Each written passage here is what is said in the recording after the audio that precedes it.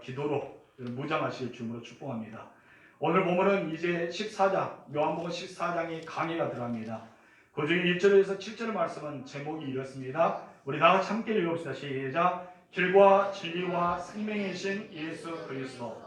길과 진리와 생명이신 예수 그리스도에 대해서 우리 함께 나누겠습니다.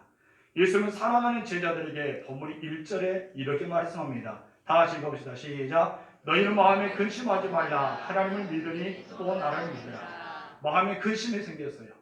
마음에 혼돈이 생기고 두려움이 찾아왔습니다.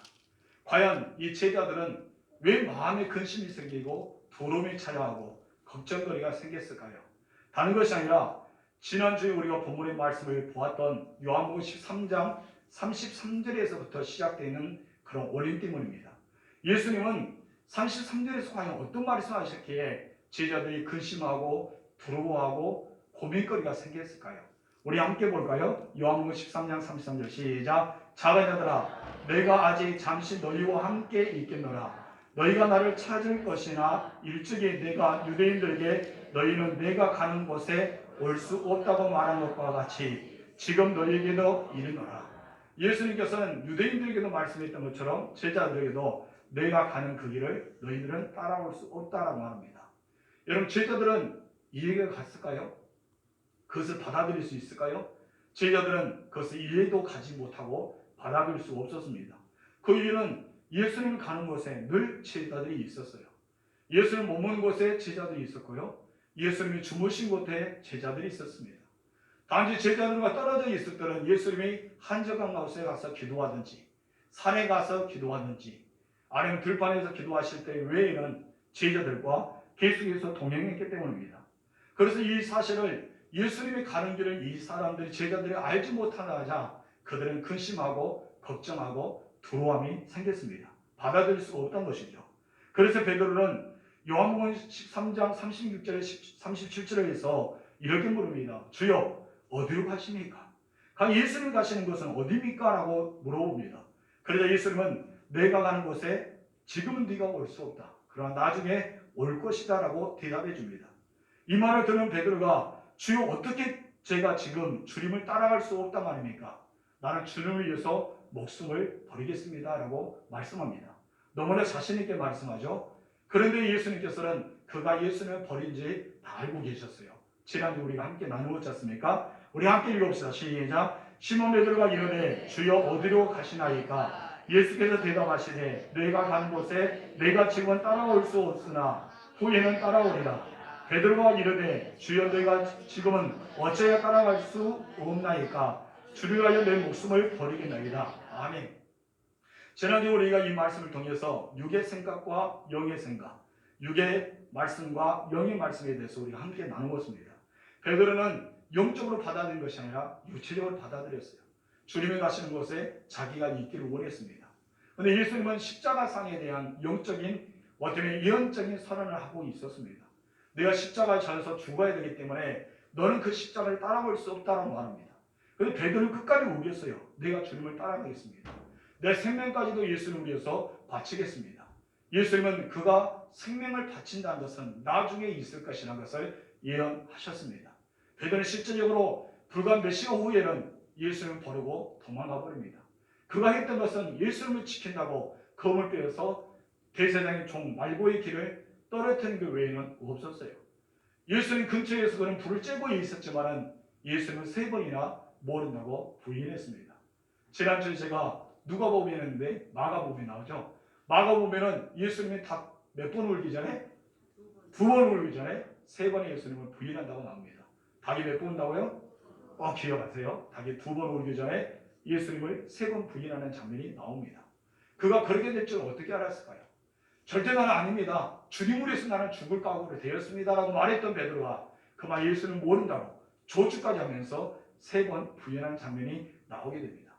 예수님 부활은 목격했습니다. 부활은 목격했지만 그는 어디로 갑니까? 그는 갈리로 가서 어부 생활로 돌아가겠다면서 형제들과 함께 떠나버립니다.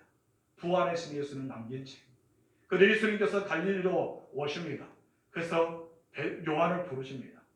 그리고 요한이 그것을 보고 예수님이라고 생각할 때 바로 베드로가 뛰어내서 요한의 아들 시몬에게 다시 한번 사명을 주는 장면이 나오지 않습니까? 그때 이 베드로는 주님을 위해서 사역을 감당하기로 결심합니다. 나중에 어떻습니까? 그가 순교하게 되고 자기의 자리를 예수님의 동생 야고보에게 넘겨주면서 겸손한 삶을 살아가는 것을 우리가 보게 됩니다. 아무튼 본문에서는 그런 이유가 있었기 때문에 예수님께서 불안하고 있고 근심에 빠져 있는, 정말 예수님이 가는 곳이 어디기에 우리가 갈 수 없다 할까? 내가 주님을 위해서 내 모든 것을 버리겠다고 말씀했는데 왜 예수님은 네가 나를 세고 나를 불의하리라고 말씀하셨을까 하면서 걱정과 근심과 염려하기가 시작됩니다. 한마디로 불안하게 된 거예요. 그랬더니 예수님께서 오늘 본문에서 1절에 너희는 마음에 근심하지 말라. 하나님을 믿으니 또 나를 믿으라고 하셨던 것입니다. 여러분, 우리가 예수님 믿으면서도요, 마음에 근심이 있고 걱정이 있고 불안이 생길 수 있습니다. 우리의 연약성 때문에 그럽니다. 우리는 시설을 주님 앞에 고정시켜야 할 줄 믿습니다. 베드로는 지금 현재의 상황을 보기 때문에 나머지 베드로를 제외한 10명의 제자들도 지금 현재의 상황을 보기 때문에 근심할 수밖에 없고 걱정할 수밖에 없었어요. 예수님을 따라갈 수 없다니 이것은 무슨 말일까? 예수님과 동행할 수 없다니 어떤 말일까? 그런 염려할 수밖에 없었습니다. 시선을 더 넓게 열어서 주님을 바라본다면요, 그 사람들은 예수님을 가는 길을 이해했을 것입니다. 그리고 예수님을 위해서 사명감이 불타올랐을 겁니다. 그러나 그들은 시선을 지금 현재의 환경과 자기들의 과거만 보기 때문에 그들은 쓰러지고 넘어질 수밖에 없었던 것이죠. 우리가 예수 믿는 사람들 승리하기 위해서는 믿음의 눈을 열어 주님을 바라봐야 됩니다. 어떤 눈으로? 영적인 눈으로. 육체적인 환경을 바라보는 것이 아니라, 그리고 육체적인 상황을 판단하면서 내 생각을 하는 때는 우리는 불안하고 낙심하고 근심할 수밖에 없어요. 그런데 예수님 말씀하는 것처럼 우리는 근심하지 말고 하나님 믿는 것처럼 예수를 믿는 믿음으로 살아간다면 승리할 수 있음을 여러분 아시기 바랍니다. 그럼 예수님이 마음이 근심하지 말라는 이유가 무엇일까요? 아주 간단합니다. 예수님께서 어디로 가십니까? 내 아버지 집에 가신다는 첫 번째 이유로 말씀합니다. 나는 내 아버지 집에 가기 때문에 너희는 걱정하지 마. 그럼 제자들이요, 예수님 가버리면 자기들은 아무것도 아니잖아요. 그럼 왜 예수님 가버리면 우리는 끝난데 왜 걱정이 안 됩니까? 당연히 예수님 없는 세상을 이해할 수가 없는 거예요. 그럴 때 걱정이 될 수밖에 없죠. 그런데 아버지께로 가는 것이 끝난 것이 아니라 본래 의미는 무엇입니까? 내가 너희를 위해서 거처가 준비되면 데려오겠다. 너희는 나 있는 곳에 오게 된다는 사명과 희망과 소망을 주십니다. 우리 본문 2절에서 4절 읽어보세요. 시작. 내 아버지 집에 거할 곳이 많도다. 그렇지 않으면 너희에게 일렀으리라. 내가 너희를 위하여 거처를 예비하러 가노니 가서 너희를 위하여 거처를 예비하면 내가 다시 와서 너희를 내게로 영접하여 나 있는 곳에 너희도 있게 하리라. 내가 어디로 가든지 그 길을 너희가 아느니라. 아멘. 여러분들이 소망이 여러분 안에 있을 줄 믿습니다. 여러분들 우리 주님을 믿는 신앙 가운데 우리 주님이 나를 위해서 거처를 준비하고 있다는 사실입니다. 우리 조금도 이것을 어쩌면 우리는 의심해서는 안 됩니다. 우리가 주님께서 오늘 본문에 답을 주셨던 것처럼 예수는 아버지 집으로 가는 것은 물론이지만 본래 계셨던 곳으로 돌아가는 것이에요. 그런데 우리들은 어떻습니까? 주님을 바라보고 근심하지 않고 하나님 믿는 것처럼 예수를 믿고 살아가면 나 또한 그곳에 갈 수 있다는 사실을 예수님께서 희망의 메시지를 약속하고 계신 것입니다. 그런데 이 예수님의 영적인 말씀을 제자들은 육적의 이 귀로 듣습니다. 그리고 육체적인 판단을 하게 됩니다. 그렇기 때문에 도저히 이해할 수 없는 거예요. 그래서 도마가요, 베드로를 대신해서 질문한다는 것이 참 어리석은 질문을 던집니다. 어떻게 질문합니까? 먼저 도마를 보면요, 도마는 합리적인 사람입니다. 현실주의 사람입니다. 지금 현재 자기 생각과 맞지 않으며 그것을 질문하고 의심하게 되고 자기 눈을 직접 봐야지만 의심이 풀리는 사람이 도마였습니다. 그렇기 때문에 예수님이 이런 말씀에도 거처를 준비하기 위해서 간다. 그러면 아멘, 주님 기다리겠습니다 하면 될 텐데 도마가 의심이 생긴 거예요. 그러면서 삐딱한 말을 하게 됩니다. 5절 말씀 시작. 도마가 이르되 주여 주께서 어디로 가시는지 우리가 알지 못하거늘 그 길을 어찌 알겠사오나이까. 도마는 현실주의를 말하잖아요. 지금 우리가 예수님은 그 길이 어떤 길인지 모르지만 우리가 어떻게 알 수 있겠냐. 예수님은 어떤 길을 말합니까? 십자가 길, 바로 죽음의 길. 바로 무덤의 길을 말씀하셨습니다. 제자들은 몰랐습니다. 그 길이 어떤 길인지.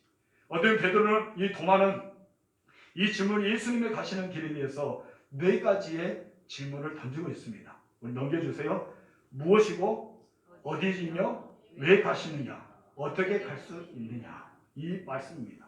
다시 말해서 예수님은 누구기에, 과연 누구기에, 무엇을 가지고, 또한 어디로 가며 또 어디로 가시는가, 여기에 대해서 계속 질문을 넣으면서 마치 철학사상처럼 그렇게 꼬리에 꼬리 물고 점점 들어가고 있습니다. 조금 전에 이야기했잖아요. 도마는 어떤 사람이 있다고요? 굉장히 합리적인 사람입니다. 현실주의 사람입니다. 자기가 눈으로 보지 않으면 믿을 수 없는 사람이 도마였습니다. 그렇기 때문에 예수님의 말씀을 도대체 이해할 수가 없었던 것입니다. 도마는 예수님의 그 길이라는 단어를 가지고 하나의 물음을 던졌습니다. 도대체 그 길은 무엇일까요?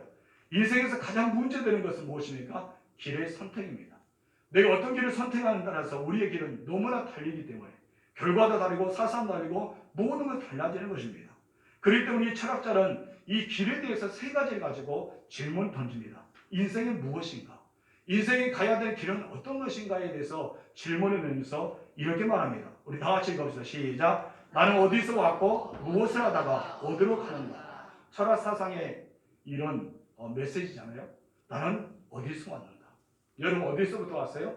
어머니 뱃속에서 정정한 남자가 만들어서 8개월 동안 이렇게 10개월 동안 가지고 있다 여러분이 태어났습니까? 그럼 여러분 어머니 뱃속에서부터 왔는데 그럼 어머니 뱃속에서 누가 만들었기에 왔을까요? 우리의 모든 것은 철학사에서 보면 계속해서 꼬리에 물면서 살아갑니다. 우리는 무엇을 하다가 인생의 마침은 어디로 가는가? 이것이 바로 길이라는 것입니다. 인생은 스스로 길을 선택해야 됩니다. 자기가 학교를 가는 것도 선택하고 내가 배우자를 선택하고 내가 직업을 선택하고 나의 모든 결과적인 삶을 선택합니다. 여러분 사람들은 자기의 선택의 길에 따라서 나중에는 그것을 통해서 결과를 얻게 되는 것입니다. 영적인 문제도 동일합니다. 우리는 영적인 문제도요 선택합니다. 내가 기도하고 싶어도 기도하는 것 선택하고 여러분 예배 드리는 것도 선택이고 여러분 하나님을 바라보며 찬양하는 것도 누구의 선택입니까? 나의 선택입니다. 그럼 우리는 시간이 지나면 어떻게 합니까? 마치 한리아시킨처럼 하나님께서 계획하실 거다. 하나님께서 이렇게 원했었다. 우리는 그렇게 말할 때는 많습니다. 아닙니다. 선택의 결과는 우리입니다. 하나님께서 아담과 하와가 선악과를 따먹을 줄 알고 선악과를 먹지 말아야 했을까요? 그렇다면 너무 하나님의 선지점을 나가며 죄를 범한 사람은 아담인데 나중에 후손들이 무엇이 나는지 아십니까? 예수 그리스도를 준비하기 위해서 아담을 일부러 그렇게 이끌었다라고 말하는 사람들이 있다는 거예요. 여러분 참 어리석지 않습니까? 선악과를 따먹은 것은 누구의 선택이었습니까? 아담과 하와의 선택이었습니다. 하나님이 먹으라고 했습니까? 하나님께서 뱀을 시켜서 유혹하라고 했었습니까? 아니었습니까? 누가 선택한 겁니까? 바로 아담과 하와가 선택한 것입니다. 여러분이 예배하는 것도 여러분께서 하나님 앞에 마음을 합하게 사랑하는 것도 오직 내가 선택한다는 사실을 기억하시기 바랍니다. 우리의 앞에는 그 선택권이 있습니다. 신명기 1장 26절 말씀 읽어볼까요? 시작. 내가 오늘 복과 저주를 너희 앞에 두나니 하나님께서 이미 우리에게 복과 저주를 앞에 두었습니다. 여러분 앞에 두 길이 있는데 내가 어떤 길을 가느냐에 따라서 복이 되고 어떤 길을 선택하느냐에 따라서 저주가 되는 것입니다. 내가 선택하는 거예요. 하나님 너희 앞에 두었다. 너희가 선택의 두려움이라고 말합니다. 아담에게요 하나님께서 아담을 창조하시고 한 가지 사명을 줍니다. 어떤 사명을 줍니까? 이 땅에 있는 모든 피조물들의 이름을 지어보라는 사명을 줍니다.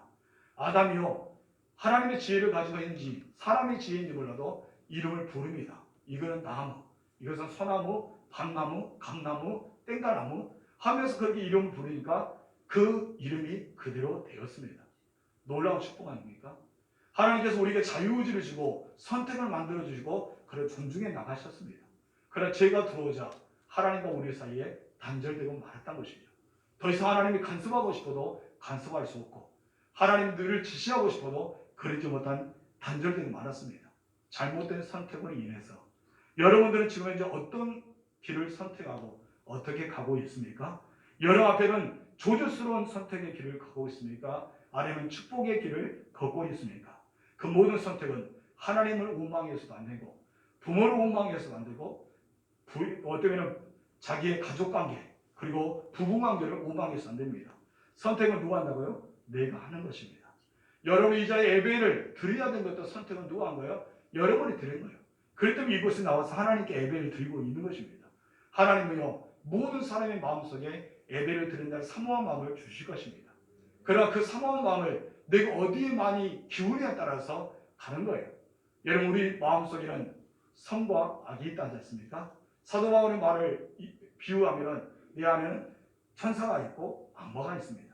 내가 어떤 것에 치우치느냐에 따라서 천사가 이길 수도 있고 악마가 이길 수도 있다는 것이죠. 여러분 우리는 언제나 싸우고 있다는 사실을 기억하시기 바랍니다. 여러분 우리가 어딜 가든지 예수는 그 길을 우리와 동행해 주십니다. 여러분 그 길을 잘 선택하는 여러분 되실 주님으로 축복합니다.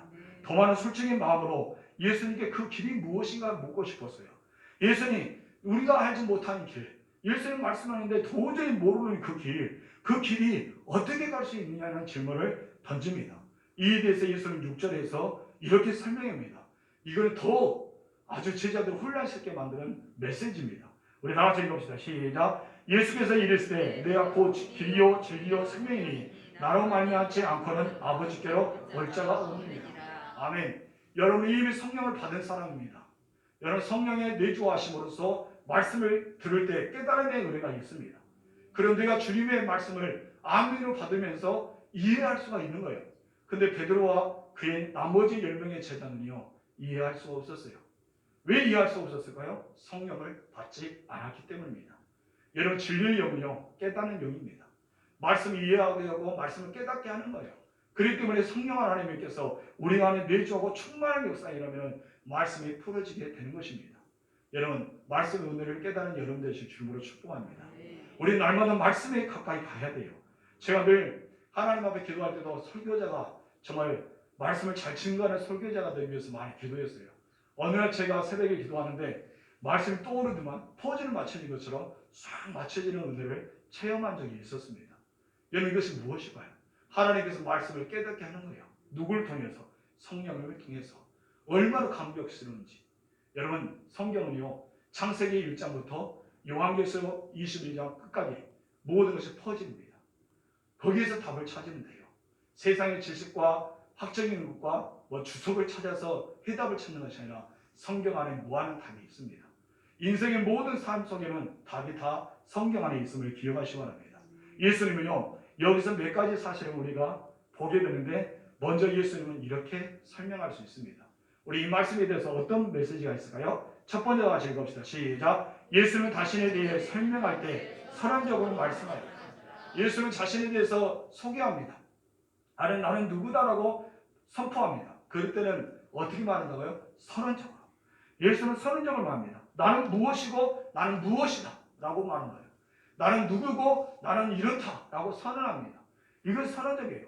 여러분의 세상 사람에게 어떻게 말합니까? 나는 그럴 거야 라고 질문을 묻는 것이 아니라 나는 하나님의 자녀다. 나는 하나님의 아들이야. 나는 구원받은 사람이야. 선언하는 것입니다. 나는 빛의 자녀야. 이것을 선포하고 선언입니다. 이것처럼 예수님도 그와 같이 선언인데 요한복음에서 7번이 나옵니다. 요한복음에서 몇 번 나온다고요? 7번 나옵니다. 우리 넘겨주실래요? 첫 번째 요한복음 6장 35절에서 무엇이라고 선언하십니까? 시작. 내가 바로 생명의 떡이다. 예수님은 떡일 거야. 나는 떡이 되고 싶어. 라고 말하지 않고 무엇을 했다고요? 나는 생명의 떡이다. 라고 선포했습니다. 8장 12절에서는 나는 세상의 빛이다. 10장 7절에서 9절에서는 나는 양의 문이다. 그리고 10장 11절에서 14절까지는 나는 선한 목자다. 이거 선언합니다. 넘겨주세요. 그리고 요한복음 11장 25절은 어떻게 말합니까? 나는 부활이고 생명이다. 나는 누구인가? 예수는 자신에 대해서 합니다. 철학사상은 무엇이죠? 우리는 과연 누구인가 이거예요. 나는 누구인가? 나는 어디서부터 왔고 지금 이제 무엇을 하다가 어디로 가는가? 철학은 계속 물음표를 줍니다. 그러나 신앙은요 답을 줍니다. 컴마를 주는 거예요. 너는 누구야? 하나님의 자녀다. 너는 어디로 가느냐? 하나님 나라 간다. 너는 인생 어떻게 살았냐? 말씀을 우리는 살아야 된다. 늘 답을 주십니다. 근데 우리는 신앙생활 하다가요 모르기 때문에 철학사상처럼 하나님 나 무엇을 해야 돼요? 물어봅니다. 하나님 이미 성경에서 답을 주셨어요. 나는 부활이다. 나는 생명이다. 영어 14장 6절에서는 나는 길이요 진리요 생명이다. 저번 주에 말씀했던 거. 15장 1절에서는 나는 참 포도나무다. 여기에 대해서 예수는 선언적으로 말씀하고 있습니다. 이 선언적 비유는요, 예수님만 한 것이 아니라 하나님이 하셨습니다. 하나님 먼저 하셨어요. 그럼 예수님 누구십니까? 하나님이십니다. 여러분 요한복음 1장에 보면요, 예수님이 천지 창조할 때 말씀이 거하였습니다. 여러분 태초에 말씀이 계시니라. 이 말씀은 하나님과 함께 계셨으니 라고 말합니다. 천지 창조할 때 뭐로 이 우주가 만들어졌습니까? 말씀으로. 빛이 있어가지고 말씀하시니 이 말씀이 누구다고요? 예수 그리스도였습니다. 여러분 말씀이 그때부터 사역하시는 거예요. 여러분 여호와께서 말씀하셨다, 이사야에게 말씀하셨다면 누구의 사역입니까? 바로 성령의 우리 예수님의 사역입니다. 주의 영이 임하였다, 하나님의 영이 임하였다는 것은 성령 하나님께서 임재하신 것입니다. 그렇기 때문에 시대와 공간의 모든 사상에서 벗어나게 하나님께서는 처음부터 끝까지 삼위일체로 동일하게 사역하고 계심을 우리는 알 수 있습니다. 이 말씀, 선포의 말씀의 근거는요, 출애굽기 3장 14절의 말씀을 거슬러 쭉 시대로 올라가 봐야 됩니다. 여러분 시대로 쭉 올라가면 출애굽기 하면 누가 생각납니까? 모세죠. 3장년 되면 모세의 어떤 모습입니까? 부르실 때의 모습. 3장이면요 모세를 부르신 모습으로 쭉 올라갑니다. 지금 현재부터 올라가 봅시다. 어떻게 올라갈까요? 쭉 시작 쭉. 그럼 지금 현재 여러분 어디 있습니까? 출애굽기에 있습니다. 모세가 지금 현재 있는 거예요. 모세 앞에 뭐가 있습니까? 붉게 막 나무는 타지 않은데 시뻘건 불이 활활 타고 있는 거예요. 어떤 거요? 붉고 떨기나무. 아주 떨기나무인데 막 빨갛게 타는데 나무는 하나도 안 타. 이파리도 안 타. 그냥 불만 붙어 있는 거예요. 그때 모세에게 갑자기 음성이 들립니다. 어떤 음성이 들까요? 모세야, 모세야라는 음성이 들립니다. 얼마나 무서울까요? 여러분 그 시대로 돌아갑시다. 광야입니다. 다 풀조차도 없는 그런 광야입니다. 성경 순례하신 분 알죠? 하나도 없어요. 거기서 아무것도 없어요. 풀조차도. 근데 떨기나무가 쏙 솟아 올라 있습니다. 근데 그 떨기나무에서 불이 붙기 시작한 거예요. 참 이상하죠? 그 성경을 잘 살펴보면 모세가 궁금합니다. 왜 떨기나무에 불이 붙었는데 가재 이파리가 타지 않을까 하면서 찾아갑니다. 그곳에 가는 거예요. 가서 보니까 어떻습니까? 하나님께서 말씀하십니다. 그때 하나님과 대화를 나눕니다. 지금 이제 모세는 어떻게 하고 있는 거예요? 이두의 장인의 양을 치고 있었습니다. 40년의 광야 생활하면서 그는 양을 치면서 늘 그렇게 살아왔어요. 40년 동안. 그러다가 하나님을 만나게 되는 것입니다.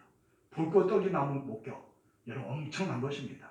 그때 모세에게 하나님께서 무엇을 합니까? 우리 출애굽기 3장 5절 말씀 시작. 이를 가까이 오지 말라. 내가 선 것은 거룩한 땅이니 내 발에서 신을 벗으라. 여러분 그 땅이 거룩하기 때문에 하나님께서 거룩한 땅이라 했을까요? 아닙니다. 하나님이 계신 곳이 거룩합니다. 이 성전에 하나님이 계시지 않으면 아무리 우리가 거룩하다 해도 이 성전은 거룩한 곳이 아닙니다. 여러분 가정에 하나님이 계시며 그 가정이 거룩하다는 거예요. 범죄 현장에 하나님 계시며 그 범죄 현장이 하나님의 거룩한 곳이 되는 것입니다. 여러분 이드로를 양을 치면서 늘 동일하게 갔던 그곳에 특별한 것이 아닌 그곳에 하나님의 거룩을 나타내고 있습니다. 내 발을 신을 벗으라고 합니다. 애굽에서 종살하고 있는 이 백성을 구원하겠다고 말씀합니다. 그때 이 모세는 여러 가지 이유로 핑계를 댑니다. 말이 둔합니다. 뻣뻣합니다. 나는 갈 수가 없습니다. 나 같은 이런 사람을 보냅니까 하면서 하나님과 막 씨름하잖아요. 그러다가 이제 너 가라라고 한 거예요.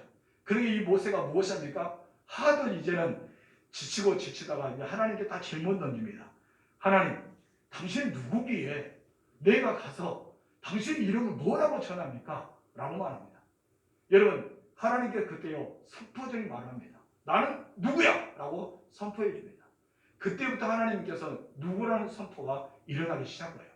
요한복음에서는 우리가 보면 참포도 나무다, 나는 목자다, 나는 양의 문이다, 나는 생명의 떡이다, 생명의 빛이다 라고 말씀하셨던 것처럼 이때 처음으로 성경에서 나는 누구다라고 선포하는 제목이 딱 나타납니다. 우리 14절 봅시다. 시작. 하나님이 모세에게 이르시되 나는 스스로 있는 자니라. 아멘. 하나님 가리켜 무엇을 한가요? 나는 스스로 있는 자다.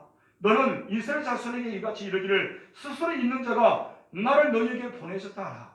근데 여러분 가서 스스로 있는 자가 나를 너희에게 보냈다라고 하니까 모든 사람은 어떻습니까? 믿어버린 거예요. 받아들일 수밖에 없는 것입니다. 스스로 있는 자가 누구 있습니까? 하나님의 모습이었습니다. 하나님 자체이기 때문에 인간의 영적인 존재는요 다 믿을 수밖에 없다는 것입니다. 예수님은요 나는 무엇이고 나는 무엇이다라는 말씀이 출애굽기 3장부터 시작해서 선언적인 그리고 선포적인 메시지가 시작하게 된 것입니다. 그런데 예수님은 오늘 본문에서 여섯 번째로 요한복음에서 여섯 번째 선포는 무엇입니까? 나는 길이요 진리요 생명이다라고 말씀을 선포합니다. 단순히 여기서는 길과 진리와 생명 중에 하나라는 것이 아니라 이 세 가지가 모두가 예수님이 가지고 있는 그런 사역 속에 있는 것이라고 선언하고 있는 것입니다. 우리 두 번째 다시 읽읍시다. 시작. 천국으로 가는 유일한 길은 누구다? 예수님이시다. 오직 유일한 길은 누구다고요? 예수입니다. 그렇기 때문에 예수님은 하나에 보면 어떻게 말합니까? 나는 누구다? 첫 번째 다 같이 읽어봅시다. 자, 하나, 시작. 예수는 나는 길이라고 선언하신다. 예수는 나는 길이다. 너희가 하나님을 인도할 수 있는 길이야. 나를 통해서만, 나를 밟고서만, 나를 이것을 지나서만 너희가 하나님 나라로 갈 수 있어. 이것을 말하고 있습니다. 그동안 하나님 아버지의 가는 길을 사람들이 다 막고 있었어요. 맹인이 맹인을 인도한 것처럼 율법이 마치 그것을 이끄는 것처럼 그들이 다 막고 있었습니다. 그런데 예수님이 딱 오셨어요. 막힌 곳을 허물어 주셨습니다. 도저히 갈 수 없는 깊은 수렁이 있는 그 어둠의 죽음의 문턱을 예수님이 십자가로 그것을 열어주셨습니다. 그래서 인생들은 수많은 길이 있지만 천국으로 가는 길은 딱 하나밖에 없다는 사실을 믿으시 바랍니다. 그 길이 누구다가요? 예수 그리스도가 되십니다. 아멘. 두 번째 무엇입니까? 예수님은 진리라고 선포합니다. 다 같이 넘겨주세요. 시작. 예수님, 나는 진리라고 말씀하셨다. 예수님은 나는 무엇이다? 진리다. 이런 참된 진리요 복잡한 여러 가지 갈래로 찢어진 것이 아닙니다. 진리는 오직 하나입니다. 진리는 우리를 자유롭게 한다고 말씀하지 않습니까? 우리 요한복음 8장 32절 시작. 진리는 알지니 진리가 너희를 자유롭게 하리라. 여기서 진리는 누굴 말합니까? 예수님 말합니다. 참된 길, 그 길을 방향에 지시하는 것을 진리라고 하지만은 여기서 예수님 말씀했던 그 진리는 예수님 자체를 말씀하고 있습니다. 나는 길이다. 이것은 예수 그리스도다. 진리다. 예수 그리스도다. 생명이다. 나야. 나다니까. 하나님 믿어봐. 나를 믿어줘. 나는 하나님께로 인도하는 길이고 내 자체가 진리고 내 자체가 생명이라는 것을 말씀하고 있습니다. 빌라도가요 예수님 신문할 때요 예수님께 이렇게 물어봅니다. 네가 정말 왕이냐? 라고 물어보죠. 그런데 예수님께서 그 말을 어떻게 받아칩니까? 그래 네가 말한 대로 나는 왕이야 라고 말합니다. 그러면서 무엇입니까? 나는 진리를 증거하기 위해서 태어났고 진리를 증거하다가 살았고 진리를 증거하면서 나는 세상을 떠날 것이다. 이것을 말씀합니다. 오직 진리를 통해서 이 땅에 오셨다고 말합니다. 우리 요한복음 18장 볼까요? 앞으로는 우리가 배워야 될 것이지만 37절 시작. 빌라도가 이르되 그러면 내가 왕이 아니냐? 예수께서 대답하시되 내 말과 같이 내가 왕이니라. 내가 이를 위하여 태어났으며 이를 위해 태어났다는 거예요. 여러분 이를 위해서 태어났는데 이가 무엇인지 아십니까? 진리란 것이죠. 또 이를 위해서 세상에 왔나니 곧 진리에 대하여 증거하려 함이로라. 무릇 진리에 속한 자는 내 음성을 듣느니라. 아멘. 우리 예수님 안에 속한 자만이 우리 예수님과 더불어 살아가는 자만이 내 안에 주님이 계신 자만이 우리는 진리를 발견하고 진리를 깨달을 수 있고 진리대로 살아갈 수 있는 것입니다. 세 번째 예수님은 어떻게 선언하십니까? 시작. 나는 생명이다. 아멘. 나는 무엇이다? 생명이다. 여기 생명이라는 뜻은 이렇게 있습니다. 우리 다 같이 읽어보시죠. 시작. 삶의 근원이자 에너지. 생명이라는 것은 우리의 삶의 근원입니다. 내가 생명이 있어야지 삶을 살아갈 수 있잖아요. 내가 생명이 있어야지 움직일 수 있잖아요. 내가 생명이 있어야지 먹고 자고 또 우리가 말할 수 있고 생활할 수 있는 것입니다. 그리고 이 생명 자체는 무엇입니까? 움직이는 에너지와 같은 거예요. 내 심장이 뛰고 있는 에너지. 내가 심장을 통해서 내 모든 혈관에 피를 보낼 수 있는 에너지. 모든 신경이 회복되어서 내가 걸을 수 있는 에너지. 이것이 바로 우리에게 있어서 생명이라는 것입니다. 생명은요 변화입니다. 생명은요 부활입니다. 생명은요 거듭납니다. 이것을 만들어낸 것이 생명 자체라는 것입니다. 그렇기 때문에 예수님은 나는 생명이라고 선포하신 것입니다. 만약 우리가 생명을 갖지 못하면요 우리는 부활도 없습니다. 우리는 변화도 없습니다. 우리는 거듭남도 없어요. 예수님의 생명 자체가 되고 우리가 생명을 받았기 때문에 예수 믿어 변화가 되는 것입니다. 누구처럼요? 삭개오처럼 우리가 부활을 경험하면서 주님의 부활이 나의 부활이라고 고백할 수 있는 것입니다. 내가 다시 태어나서 중생의 결과를 가지고 성결의 삶을 살고 성화와 영화의 단계로 올라갈 수 있는 그런 하나님의 자녀가 될 수 있는 것입니다. 그렇기 때문에 우리는 내 안에 생명의 이사를 준비했습니다. 이 생명이 누구다고요? 예수 그리스도가 되십니다. 그렇기 때문에 하나님에 대해서 증거하면서 어떻게 합니까? 하나님은 사랑이 있으라는 증거를 따릅니다. 정의를. 두 번째, 하나님에 대해서 정의합니다. 하나님은 생명이시다. 하나님 무엇이다고요? 생명이십니다. 스스로 있는 자, 살아서 움직이는 자, 계속 역사하시는 그 주, 생명이라고 말씀하고 있습니다. 여러분, 그 생명이요 우리 안에 거한 줄 믿습니다. 하나님은요 생명으로 통해서 우리에게 오십니다. 근데 마귀는요 사망으로 옵니다. 마귀의 말을 듣고 나니까요 아담이 죽음이 찾아옵니다. 그리고 그들은 사망에 이르게 됩니다. 여러분, 가룟 유다의 생각에 누가 부어 넣으십니까? 마귀가 부어 넣습니다. 가룟 유다의 최후는 어떻습니까? 죽음입니다. 여러분, 그의 모든 마귀는 죽음으로 가까이 갑니다. 그러나 성령 하나님, 우리 아버지는, 그리고 예수님은 생명으로 우리를 더 만들어 가는 것입니다. 인생의 본성은 죽음입니다. 세상도 죽음으로 가는 것입니다. 우리는 죽음으로 가득 차 있습니다. 그러나 예수 안에 무엇이 있다고요? 생명이 있는 거예요. 내가 예수를 믿는과 동시에 내 안에 무엇이 존재하는 것입니까? 생명이 존재하는 것입니다. 우리 요한복음 1장 4절 시작. 그 안에 생명이 있으니 이 생명은 사람들의 빛이다. 아멘. 여러분, 말씀 안에 생명이 있는 거예요.